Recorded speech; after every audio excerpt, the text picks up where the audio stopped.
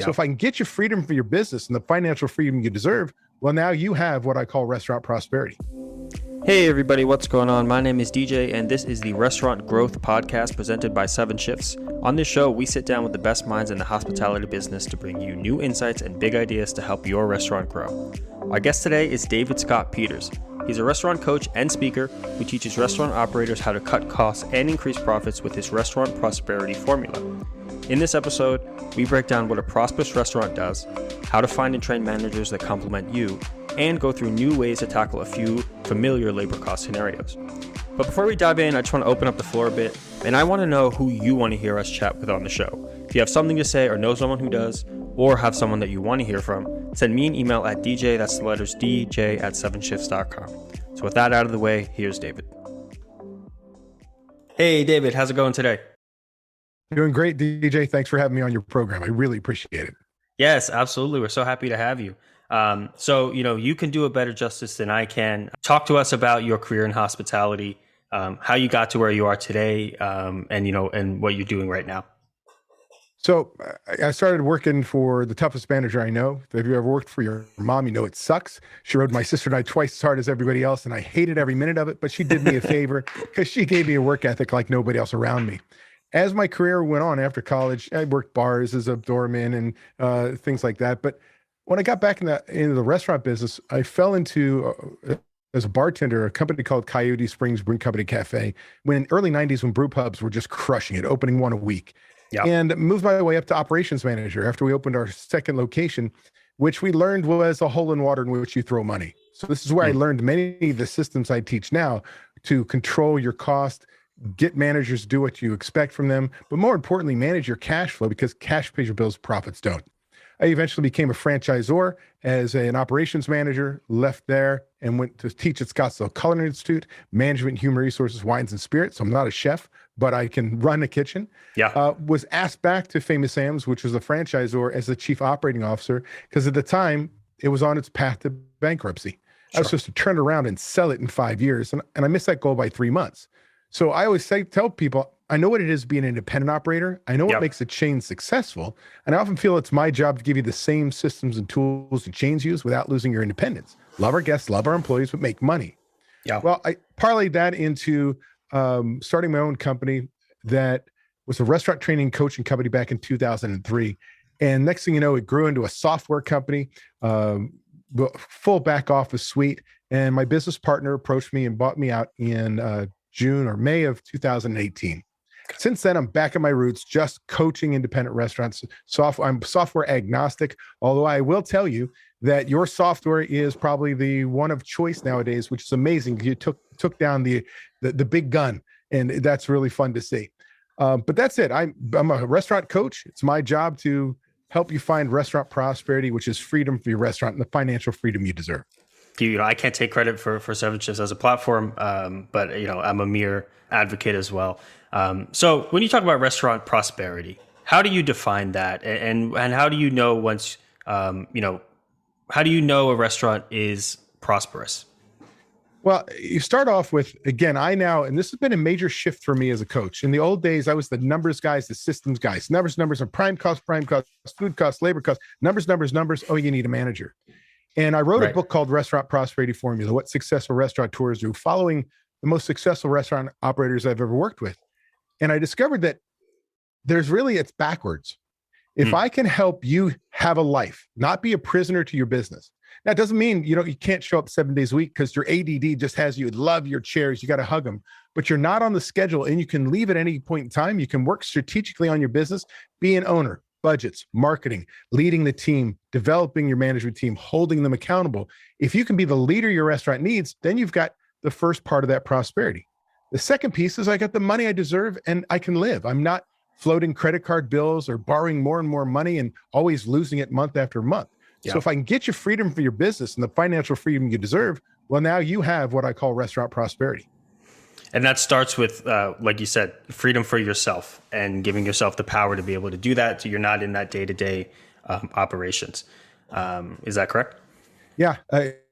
All too often restaurant owners put themselves handcuff them to the restaurants, really are prisoners. They cannot leave. If I leave, who's going to do this?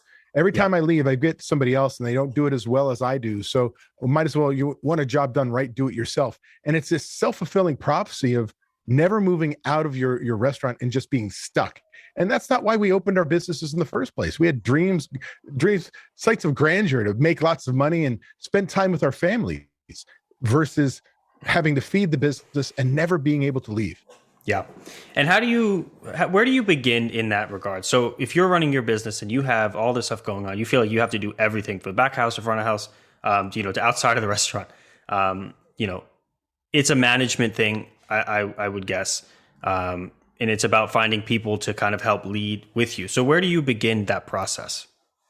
Well, I think it's kind of chicken egg. So where the first step is, I really couldn't tell you, in the sense that you got to have systems, but you need to have management. Right. So let's just assume we start slowly and we implement a couple systems like a key item tracker and a waste tracker, 2 clipboard systems in the kitchen. One prevents theft, one prevents dumbass mistakes from happening day after day after day.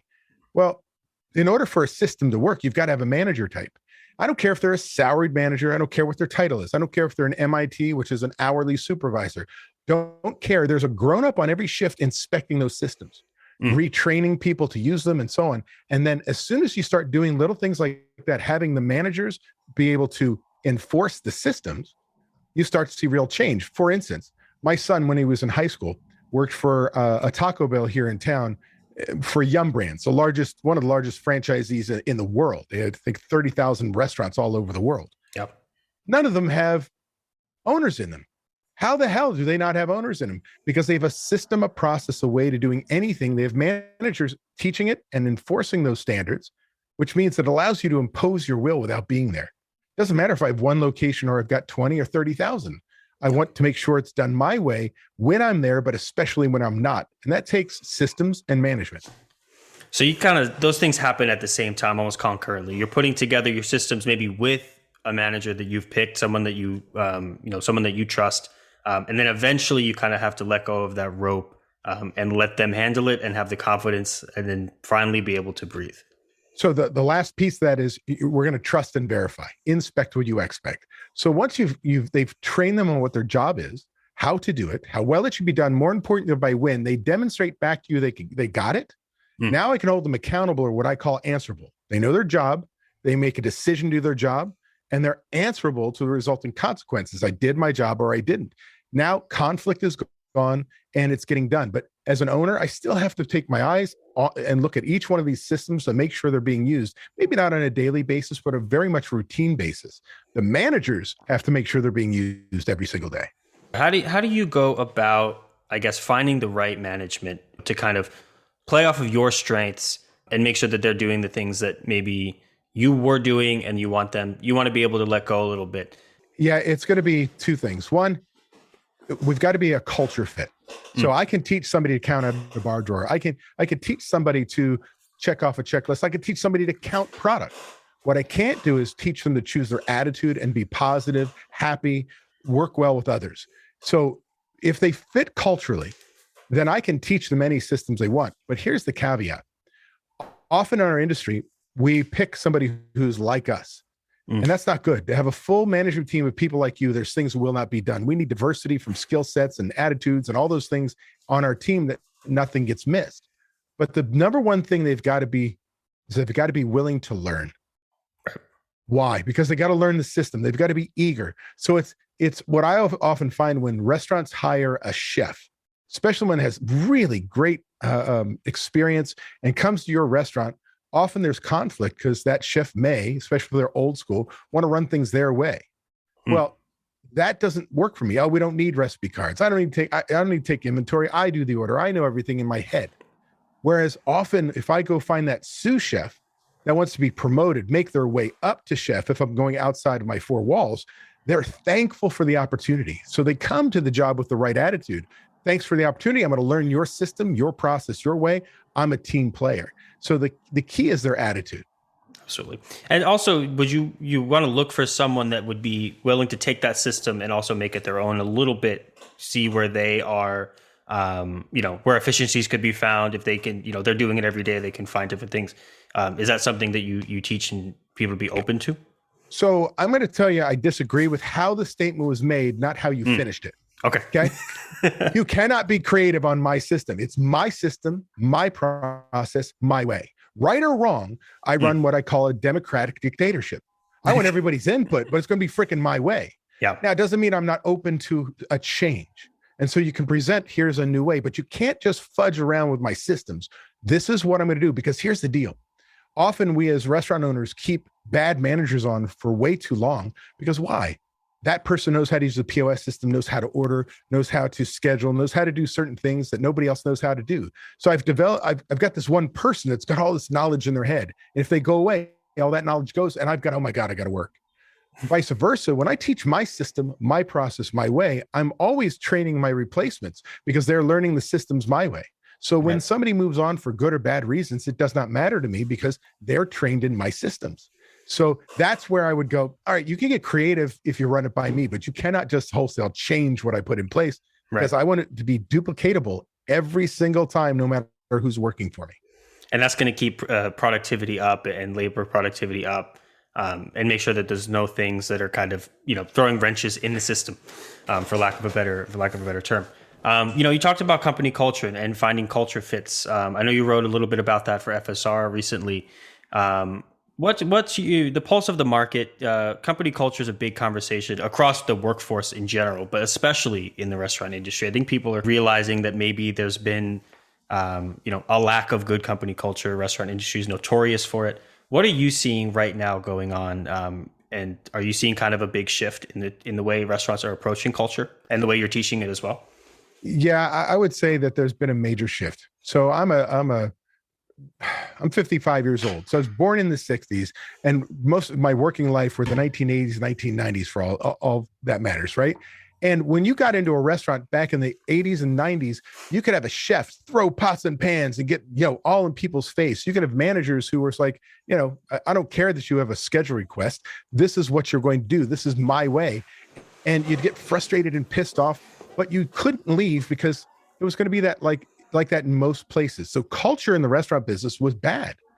And what we realized is it wasn't because of COVID. Technomics, the numbers people for the industry, who they just gather numbers, do all the stats. I spoke in South Carolina at the Restaurant Association this past year, and one of the technomics guys was on the stage and talked about one of the reasons why, as people were leaving the industry. And you saw that in 2018, it was bad. In 2019, it was bad. 2020, it was bad. Believe it or not, it wasn't as bad as the 2 years before with COVID. And so employees have already been turned off by the restaurant business, especially because they've got managers who are yelling and screaming. They're not treating people properly. They don't feel appreciated. And it's now biting us in the ass. So the labor shortage just expanded that pain. So if you want to become an employer of choice, you literally have to start to put all the foundational systems in place. And DJ, I'm going to tell you, I'm going to give you bad news. This is going to take 6 months to a year. You cannot change your company culture overnight. If the word on the street is you're a bunch of jerks, well, guess what? You're a bunch of jerks for a long time until something changes. So here's the list of things that I would do in order to make that change. Number one, managers, MITs, supervisor. There's somebody on every shift that's in charge. We got to make sure we have fair compensation. So we've heard for years, oh my gosh, $15 minimum wage is going to crush us. And quite honestly, it probably was going to crush us. We started in our, Los Angeles and in New York City, and we're making our way into the center of the country. Well, the labor shortage after COVID, $15 minimum wage is laughable now. Most of my members are paying $18, $20 for cooks anymore. Like everything's gone through the roof because we're competing for people. Right. And so it's got to be fair in your marketplace. We need a safe work environment. We need flexible schedules again, because I think the number one reason why employees work in the restaurant industry is flexibility. I only know one other industry that I'm aware of that you could change your schedule completely like that, and that's nursing. And so all those things start to help you put together a positive work environment. We need to make sure, and this is a big one, that management takes an interest in all of their team's lives. They need to feel appreciated. They need to make sure they understand that they're important to the business. Now, I'm going to plug somebody's book, completely random, not my book. I've read it, and I teach this stuff because I think it's phenomenal. And it's called The 5 Languages of Appreciation in the Workplace by Chapman and White. And It is amazing when you can have your employees feel appreciated, how they will stay with you and help you move the company forward. And a lot of the things I'm talking about get you there. Now, I've got a few more things like proper training, because you got to make sure they know what their job is, how to do it, how well it should be done, but that there's a path for advancement. Even though everybody doesn't want to advance in the business, they need to see that there is a path. And the final thing when that comes into is you got to make the job itself more fulfilling. You sit there and go, well, how do I make a dishwasher's job more fulfilling? You tell them how important it is that we just crushed a Friday night, and we couldn't have done it without you because we never wanted for tongs. We never wanted for plates. We never wanted for anything. And we're so thankful. And by doing that, this dish went out for somebody's 50th wedding anniversary and you made their night. You've got to find ways to make sure whatever we're doing is fulfilling, that it's not just a job, that we're walking a circle doing the same thing over and over again. I think if you tick off all those boxes, you are on the way to becoming an employer of choice. Absolutely. And where do you begin with a restaurant? Like, I think if you have to change your culture, you're probably going to be able to identify that pretty easily. People aren't staying around, people are quitting. You sense that something's wrong. Where do you begin in that process of saying, well, I need to change? What is that kind of step one? Step one for me is actually something that's would seem scholastic to people, and they don't like to do it. I want you to document and write up, literally create and document your core values. Now, your core values are who you are as a person. They almost never change. So like if I said, DJ, if I didn't know you and you're an honest person, like sickening honest, like if somebody dropped a dime, you would chase them down the street to give them a dime. And I call you a liar. You're going to puff up. I just stepped on your last nerve and you're going to want to crush me. Why? Because I stepped on one of your core values. I said something different. Right. So when restaurant owners walk in their business and they're pissed off, just want to lose it, somebody stepped on a core value. So they're who we are. Now, if we have partners who want shared core values, and we're going to be different people, but even if we come up with 1, 2, 3 core values that are the same, and we document it, and then we train those core values to all my managers and employees, my team members, and they make decisions based off my core values, not their own, they're never going to be in trouble. There just may be a coaching opportunity. So when you define your core values, you start getting people to make decisions the way you'd want them to be made. And that is really magical. And is that, you're a big systems guy. That's kind of a way, that's like the cheat code to systematizing your company culture, is by teaching those core values, right? 100%. Because let's take, for instance, if I was a manager and I ordered steaks for a catering, we have an event room, and I got 50 specialty steaks coming in. The event's tonight. And here comes my broadline distributor, no steaks, we're shorted. Well, now I go through the process and I could go out there and pick it up, but it's a 3-hour turnaround. Can't do that. Get my secondary vendor, bring in it. It's 25 cents a pound extra, but it won't show up until 4:00 and the party executes at 5. Or I go across the street to the butcher in the grocery store and buy steaks. So I decide to go get the steaks, and I come back with shitty, cheap steaks. And so now you as the owner come in just about the time the steaks are going out, and they're coming in, they're like shoe leather, and they're literally bending up because the fat and gristle, and you want to lose your shit. What's going on? And the manager's like, wait, we didn't have steaks, but I fixed it. But you fixed it in a way that I want to kill you. Instead, if that manager made the same decision and then came back with Kobe beef, and now I see the Kobe beef, I grab a paper bag and hyperventilate, go, what the hell is this? And the manager says, based on our core value of excellence, I got the best steaks they had. Now I'm putting my hands on my knees and going, dude, let's talk about profitability, right? I'm not going to lose my shit. You made a decision, was congruent. I need to teach you the other half, which is profitability. That make sense? Yeah, that makes sense. It's just, you want people to do, kind of do as you would do. You're not gonna be able to do it all the time, but I think I'd rather be in the second situation than the first situation, because you're probably not going to lose it. You're probably not going to lose a customer in that second example. Right. So talking a little bit more about that company culture, I think a lot of people, you said people are going to get crushed by this minimum wage. Wages are going up, labor costs are rising as a result. And that's a big piece of the prime costs, right? It's that and food. Food's going up too. That might be out of your control in a lot of ways, but labor isn't. What are some of the ways that you approach keeping labor costs under control, making sure you can pay people the right amount, but not affecting your profitability? So the one system that you must have in place in order to do this is a budget. And most restaurants had a budget the first time they opened their restaurant, and they went back a year later, looked at it and laughed like that's what I thought my plan was. Yeah. That's not a budget. A budget is something that is based on your last 12 months. We create a template for the next 12 months. If the sales were the same, the expenses were the same, this is how much money we're going to make or lose. Then you start to implement your systems, your plan, and put it in place and see what it's going to change. Well, this budget is also incredibly important when it comes to labor, because I could have what I call minimum staffing levels. I'm January, I do $10,000 a month because I'm a seasonal place. Summers just go to 200,000, but I want to keep people employed, and my salaried managers are chewing all my money. Well, I might be running a 39%, even 40% labor cost because I deem that that's what I need to be done. Whereas in season, we're doing $200,000, $300,000 a month. I may be running a 16, 19% labor cost overall because I don't pay my managers more. And I can't add another cook, can't add another server, can't add another cashier. We reach our maximum efficiencies. And now my customers are managing my efficiencies by just showing up and being on a wait.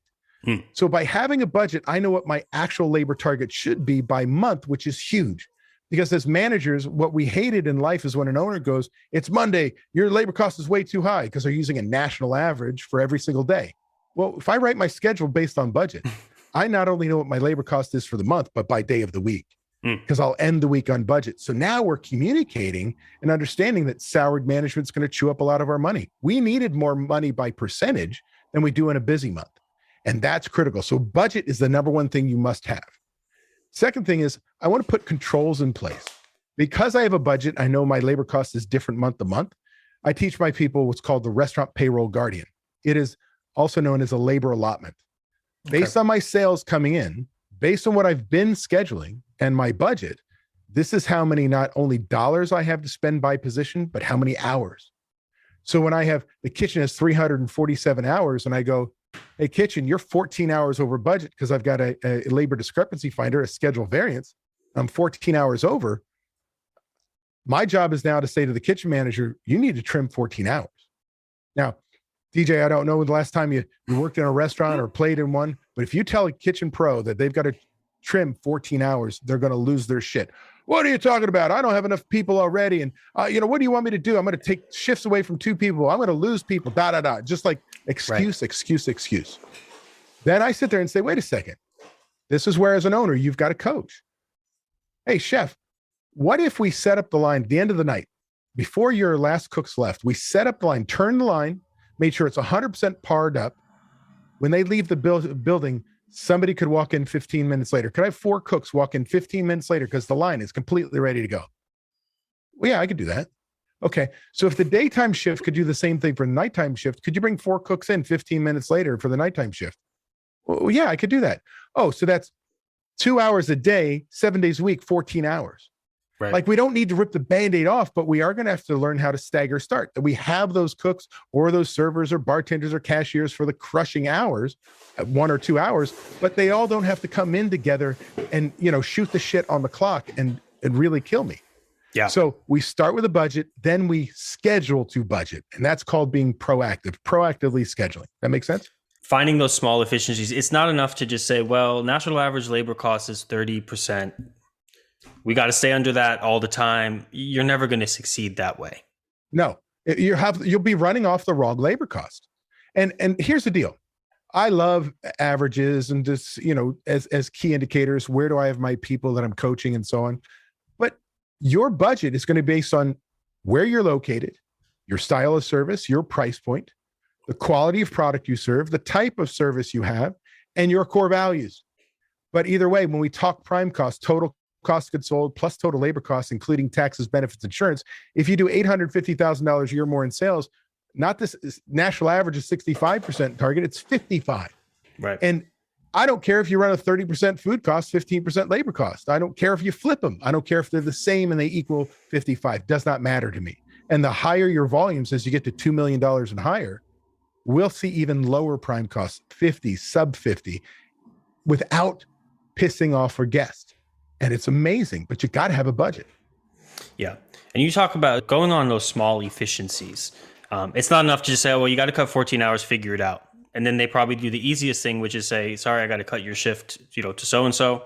You do that, that person gets upset, they leave, and it's a spiral effect. What are some of those? What are some more of those common small efficiencies that you help coach people on?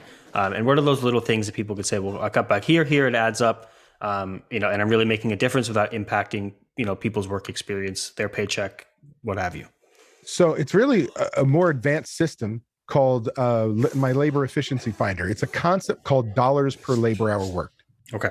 And so dollars per labor hour worked gives you a common language with your team. Let's stay on kitchen as our example. Well, kitchen doesn't produce bottled beer, draft beer, wine, or liquor. So we're only using food sales. Now we're going to take the number of man hours worked. So if I have 2 cooks on the line in 1 hour, that's 2 man hours. If the same 2 cooks on the next hour, that's 4 man hours. So man hours worked. So we total up our man hours, divided into our food sales for that shift, that month, whatever we're doing, the analysis we're doing. And we're going to come up with, call it $150 per labor hour worked is our efficiencies. Well, now I've got this $150 number. Is that good? On another day, I do $250. Right. Well, if I have my hours and I write a schedule to be on budget, I can have a different labor cost and efficiency by day. So it's really about the week. But let's look at that 150. Well, first thing I'm going to do is say, what's your average food only per person? And let's say it's $25. $25 a person. Check average? Check average, just food. Okay. Take the $25 divided to 150. What do you get? 6 entrees an hour. And now I can have conversations going, I know you said we're a scratch kitchen. I know you said how important it is to keep people working, but you're telling me these guys can sit on the line and every 10 minutes put a dish down and do it? When we know that when we're in the weeds and getting crushed, they're doing 30 plus entrees an hour. So we're just wasting money and having bodies stand around. So it's really important to, one, cross-train people on different stations, even if they get a raise. If I have 2 guys that could run 2 stations at a time and they're getting paid more than 4 rookies, I'm still going to be more efficient because I got 2 guys, I'm paying more, but not as much as if I had 4 people on the line. It's going to require us to look at our menus. So a couple things, maybe we're having trouble with labor costs and it's going to be running higher. Well, then we've got to bring our food costs down because that's the difference in that 55% prime cost. But we also may have to change our menus for not only cost of goods sold, but efficiencies in the business. We need to be able to, if we're getting slammed on fry station, how do we shift some of that somewhere else? Maybe there's a station that, man, we don't sell many of whatever comes out of the station. Maybe that needs to go completely away from the menu, which all of a sudden I lose a full cook and I don't piss off any guests because nobody was buying it. And so you've really got to look at your operations to make the changes. But those dollars per labor hour work, the way I gave you is what I call a down and dirty dollars per labor work. Again, I've got a system where you plug in all your numbers and get there. Yep. But it puts you on a level playing field with all of your other managers. Because, hey, you're only doing 6 entrees an hour. Does that sound busy? Well, no. And how may that kind of transfer to the front of house? Would it be customers served? So it's still going to be the check average, but it's everything. So for my bartenders, if they're primarily serving from the bar, it's all liquor, bottled beer, draft beer, wine sales, no food, even though they may have a customer or 2 with a menu. But there are some fine dining restaurants where people want to eat there so badly, they eat consistently at the bar. I'm going to give them both food and beverage sales. So servers get everything, bartenders, one or the other, bussers, everything, hosts, everything, cashiers, everything. So what do they produce? What do they affect is the sales we're going to use. And then from there, again, if we look at it, the average ticket per person, we know how many people they're serving as well. So yeah, it absolutely works the same way, but you got to use the right data. Absolutely.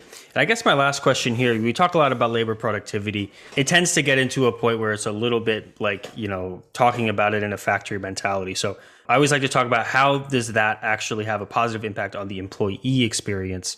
Well, when I find people are so far over labor, for instance, one of my members, Gina, has a Mexican food restaurant that crushes it, just crushes it. What are they doing? They were doing $3 million in sales, now doing 3.5. And just crushing it. And when we did their budget, I'm like, your labor in the kitchen is outrageous. And by the time we were done with the labor efficiency finder, you need to lose half your hours. 50% of your man hours in the kitchen got to go. Yeah. Imagine how frightening that is. Yeah. Well, she made the change. She trusted in the process. And what happened? Her cooks are happier because they went from being on top of each other and all this downtime to they're always busy. Their efficiencies went up, their speed of the tickets went up, everything went up to a positive because there wasn't this wealth of labor just standing there pulling people down by just talking in their ear and so on. So believe it or not, when you run more efficiently, if you've got good training, it absolutely helps your work culture because everybody feels valued. They're not just standing around. They're not standing around, or they're not stressed out unnecessarily. They're having a good time at work, hopefully, which is good and probably leads to more profits and higher tips and all of that, right? Well, I'll give you Gina's example. She went from $3 million in sales and losing money to 3.5 and making almost $700,000 for her bottom line by making those changes. Like it's huge. Yeah. And it is. And it's at the end of the day, that just, if you're making money, if you're losing money versus making money, I think it's going to impact everyone's experience positively. But with that, if people want to work with you, David, where should people look to find you? So one, I tell you, go to my website, which is davidscottpeters.com. In the upper right-hand side, there's this little link that says book a discovery call with me. Okay. And it's a free hour call that will learn more about you and your business. And I'll tell you what challenges you have in front of you, what you can do to solve them. Awesome. davidscottpeters.com. And then you can check that out. We'll drop that in the podcast description, show notes, all that. But thank you so much for coming on the show today. We really appreciate your insights and hope that, people get some good stuff from there, take it back to their business and make some positive changes. Thanks so much, DJ. It was a pleasure. Restaurant Growth Podcast. We're glad to have you as a listener. For more great content from 7 Shifts, check out our website and blog, 7shifts.com/blog. You can also hit us on all of the social media platforms at 7 Shifts. Thanks.